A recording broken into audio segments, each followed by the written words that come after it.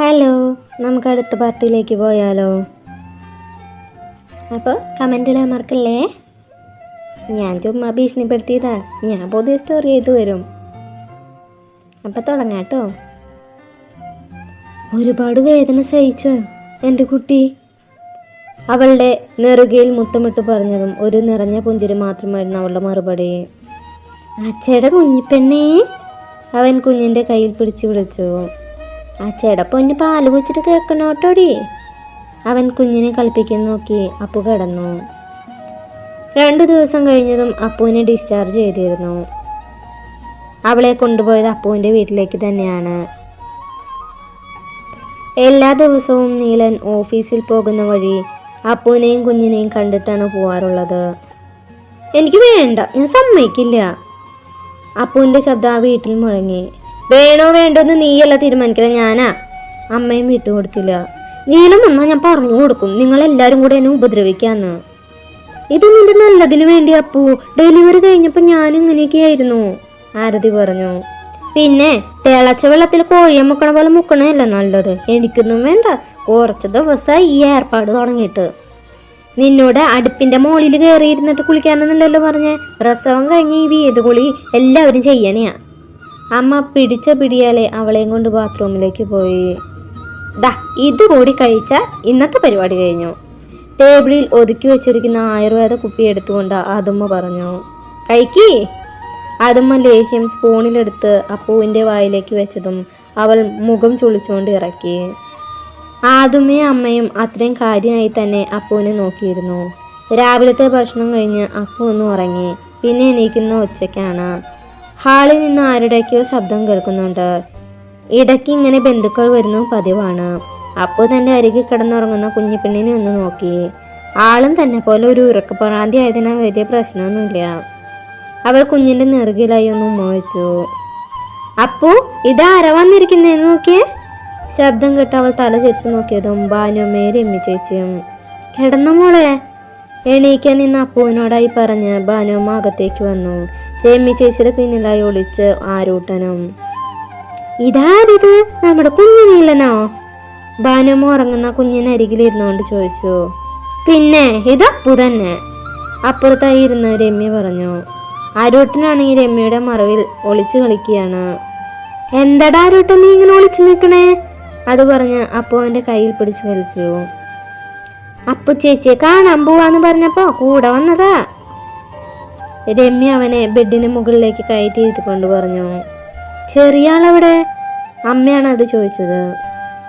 കുഞ്ഞിനെ കൊണ്ടുവന്നില്ല, ഇത്ര ദൂരം വരുന്നല്ലേ. അവിടെ അമ്മയുണ്ട് കുഞ്ഞിനെ നോക്കാൻ. ഇത് ചേച്ചിയുടെ ഭാവിയാണോ? ഉറങ്ങുന്ന കുഞ്ഞിന്റെ കാലിൽ തൊട്ട് അരൂട്ടൻ ചോദിച്ചു. അതേലോ, മോന് ഭാവി ഇഷ്ടായോ? ഇഷ്ടായി. അപ്പുറത്തെ റൂമിലും ഒരു ഭാവിയുണ്ടല്ലോ, ഞാൻ കണ്ടു. പിന്നെ എനിക്കും വീട്ടിലൊരു ഭാവിയുണ്ടല്ലോ, കാത്തിമാമനും ഒരു ഭാവിയുണ്ട്. അപ്പം നമുക്ക് 4 ഭാവകളുണ്ടല്ലേ. അരൂട്ടൻ കയ്യിൽ എണ്ണി പറഞ്ഞത് എല്ലാവരും ചിരിച്ചു. എടാ, നിന്റെ കാർത്തിമാമയുടെ ഭാവ തന്നെയത്. നീലം വിളിക്കുമ്പോൾ എപ്പോഴും കുഞ്ഞിൻ്റെ കാര്യം പറയും. അത് കേട്ട് പറയണയാ, ഭാനുമ്മ ചിരിയോടെ പറഞ്ഞു. ഞങ്ങൾ വരുന്ന കാര്യം കാർത്തിയേട്ടൻ അറിഞ്ഞിട്ടില്ല. രാവിലെ പെട്ടെന്ന് തീരുമാനിച്ചതാ. പോകുന്ന വഴി ഏട്ടനെ ഓഫീസിൽ പോയി കണ്ടിട്ട് വേണം പോവാൻ, രമ്യ പറഞ്ഞു. ഉച്ചയ്ക്ക് ഭക്ഷണം കഴിച്ചിട്ടേ അമ്മ അവരെ പറഞ്ഞു വിട്ടോളൂ. ദിവസങ്ങൾ വേഗത്തിൽ കടന്നുപോയി. ഇന്നാണ് കുഞ്ഞിൻ്റെ നൂലുകെട്ട്. നീലൻ്റെ അവിടെ നിന്നും ഭാനുമ്മയും രമ്യയും ഭർത്താവും കുഞ്ഞുങ്ങളും നീലൻ്റെ അച്ഛൻ്റെ ബന്ധുക്കളുമാണ് വന്നത്. മാമനായ അരുൺ കുഞ്ഞിൻ്റെ നൂല് കെട്ടിക്കൊടുത്തു. കുഞ്ഞിന് പ്രകൃതി എന്ന് പേരിട്ടു. ഉച്ചയ്ക്കുള്ള സദ്യയെല്ലാം കഴിഞ്ഞ് എല്ലാ തിക്കും തിരക്കും ഒഴിഞ്ഞപ്പോഴേക്കും നീലനും അരുണും രമ്യയുടെ ഭർത്താവും വല്ലാതെ ക്ഷീണിച്ചിരുന്നു. എല്ലാവരുടെയും കഴിഞ്ഞ അവസാനത്തെ പന്തിയിലാണ് അവർ ഇരുന്നത്. ഭക്ഷണം കഴിഞ്ഞ് നീലൻ റൂമിലേക്ക് വരുമ്പോൾ കുഞ്ഞ് തൊട്ടിലേക്ക് കിടക്കുന്നുണ്ട്. ബെഡിലായി ഫോൺ നോക്കി അപ്പുവും. നീലൻ വാതിൽ ചാരിയിട്ട ശേഷം വിയർപ്പ് കൊണ്ട് നനഞ്ഞ ഷർട്ട് അഴിച്ചിട്ട് ബാത്റൂമിലേക്ക് കയറി. മുഖവും കൈയും കാലും എല്ലാം കഴുകി തിരികെ വന്നു. അച്ഛയുടെ കുഞ്ഞാളെ. അവൻ തൊട്ടിയിൽ കിടക്കുന്ന കുഞ്ഞിനെ എടുത്ത് ബെഡിലേക്ക് കിടത്തി അരികിലായി അവനും കിടന്നു. അച്ഛയുടെ പൊന്ന് കണ്ണൊക്കെ എഴുതി വളയും മാലയൊക്കെ ഇട്ട് ചുഞ്ചിരി പെണ്ണായില്ലോടാ. കുഞ്ഞിൻ്റെ കാലിലൊന്ന് മുത്തിക്കൊണ്ടവൻ പറഞ്ഞു. അപ്പോഴും ഫോണിൽ തന്നെയാണ്. അത് കണ്ട് നീലൻ കുസൃതിയോടെ അവളുടെ കാൽപാദത്തിൽ ഇക്കിളിയാക്കി. ഒതുങ്ങിയിരിക്കുന്നില്ല. അവൾ കാലിളക്കിക്കൊണ്ട് ഫോൺ മാറ്റി വെച്ചു. അപ്പം ആദ്യം ഇത് ചെയ്യായിരുന്നില്ലേ? മനുഷ്യന് കൊല്ലത്തിലൊരിക്കലും ഇങ്ങനെ ഒറ്റയ്ക്ക് ഇരിക്കാൻ പറ്റുള്ളൂ അടുത്ത്. അപ്പം അവൾ ഫോണും കുത്തിയിരിക്കുക. ഓ, വലിയ കാര്യമായിപ്പോയി. നീ ഇവിടെ ഉണ്ടാവില്ലേ? ഞാൻ പോയി സാരിയൊക്കെ മാറ്റിയിട്ടിട്ട് വരാം. അവൾ ബെഡിൽ നിന്ന് എണീറ്റതും നീലൻ അവളുടെ കയ്യിൽ പിടിച്ചു. ഇവിടെ നിന്ന് മാറിയാലേ എനിക്ക് കുഴപ്പമൊന്നുമില്ല. അവൻ എഴുന്നേറ്റ് അവളുടെ വയറിലൂടെ ചുറ്റിപ്പിടിച്ചുകൊണ്ട് പറഞ്ഞു. അതൊക്കെ എൻ്റെ നീലന് ബുദ്ധിമുട്ടാവില്ലേ? എനിക്കെന്ത് ബുദ്ധിമുട്ട്? അവൻ കുസൃതിയോടെ പറഞ്ഞു. നിനക്കൊരു മാറ്റം ഇല്ലല്ലോ നീല. അവൾ അവൻ്റെ മുടിയിലൂടെ വിരലോടിച്ചുകൊണ്ട് ചോദിച്ചു. ഞാനെന്തിനാ മാറണേ? ഞാൻ തടിച്ചു, കവളൊക്കെ വീർത്തു. ഇപ്പൊ ഞാൻ നടക്കുന്നത് കണ്ടോ, ബോൾ ഉരുണ്ടു വരണ പോലെയായി. അതിന് അപ്പം നിനക്ക് എന്നോട് ഇഷ്ടം കുറയില്ലേ? അത് കേട്ടതും അവളെ ചുറ്റിപ്പിടിച്ച നീലൻ്റെ കൈകൾ പതിയെ അഴഞ്ഞു.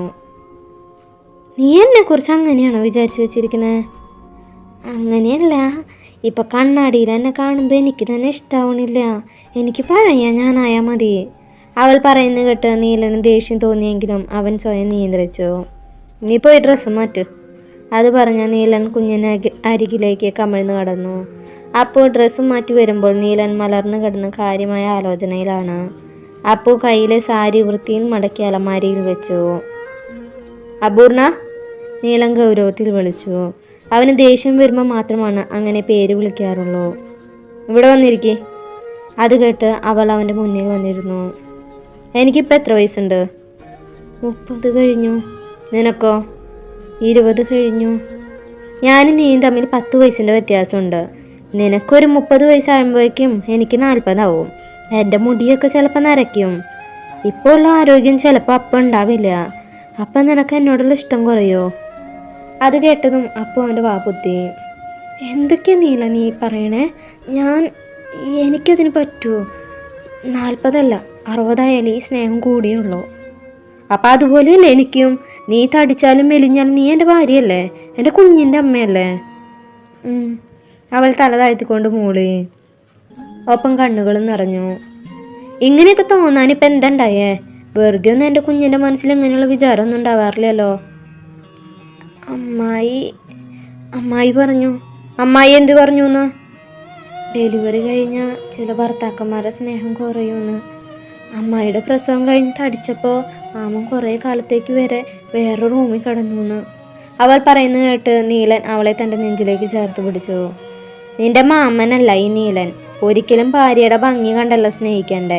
ഈ സൗന്ദര്യം എന്ന് പറയുന്നത് എപ്പോൾ വേണമെങ്കിലും ഇല്ലാതാവാം. പിന്നെ തടിച്ചത് കൊണ്ടിപ്പോൾ എന്താ? നമ്മുടെ കുഞ്ഞിന് വേണ്ടിയല്ലേ. എനിക്കതിനൊരു പ്രശ്നവുമില്ല. അവൾ വിതുമ്പിക്കൊണ്ട് മൂളി. ഇനി ഈ വക വർത്താനങ്ങളും ചോദ്യങ്ങളും കൊണ്ട് വന്ന നിന്നെ ഞാൻ PGക്ക് ഏതെങ്കിലും ഗേൾസ് കോളേജിൽ കൊണ്ട് ചേർത്തും. പിന്നെ പഠിക്കാനല്ലാതെ 2 കൊല്ലത്തേക്ക് വേറെ ഒന്നും ചിന്തിക്കാൻ കൂടെ സമയം കിട്ടില്ല. അങ്ങനെ ചെയ്യണ? അത് കേട്ടതും അവൾ പേടിയോടെ വേണ്ടെന്ന് തലയാട്ടി. എന്നാ എൻ്റെ കൊച്ചിനെ നോക്കി നന്നായി ഭക്ഷണം കഴിച്ച് ഇവിടെ ഇരുന്നോണം. എന്നിട്ട് വേണം എനിക്ക് നിങ്ങളെ വീട്ടിലേക്ക് കൊണ്ടുപോകാൻ. സോറി, ഞാനിനി അങ്ങനെയൊന്നും പറയില്ല. നീ ഇല്ലാതെ പറ്റുന്നില്ല പെണ്ണെ. ആ വലിയ വീട്ടിൽ ഒറ്റയ്ക്കായ പോലെ പകൽ മുഴുവൻ ജോലി തിരക്കായിട്ട് നടക്കും. ഓഫീസിൽ നിന്ന് വന്നാൽ നേരെ ക്ലബിലേക്ക് പോവും. പിന്നെ രാത്രി 10 മണിയായിട്ട് തിരികെ വരൂ. പക്ഷെ കിടക്കാൻ നേരം നിന്നെ ഒരുപാട് മിസ് ചെയ്യും. നീലൻ അവളുടെ മുഖം കയ്യിലെടുത്ത് കവളിൽ ഉമ്മ വെച്ചു. അടുത്ത പാർട്ടോട് കൂടെ നമ്മുടെ ഈ സ്റ്റോറി അവസാനിക്കുകയാണേ. അപ്പോൾ എല്ലാവരും കമൻ്റ് ഇട്ടോളോ.